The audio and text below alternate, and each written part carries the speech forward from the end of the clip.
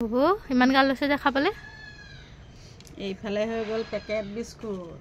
চাহৰ লগত হৈ গ'ল ফুচকা এইফালে হৈ গ'ল গাখীৰ চাহ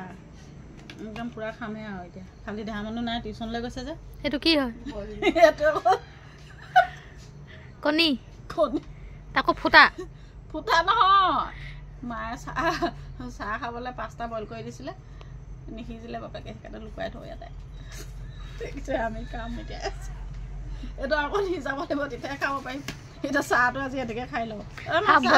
হাফ বইল খালে ভিটামিন হয় ভিটামিন এইটো দেহাত এনেও ভিটামিন আছে ইমান সেইকাৰণে মই ফুচকাটো খাই ভাল পাওঁ পানী পৰিটো খাই চাই লওঁ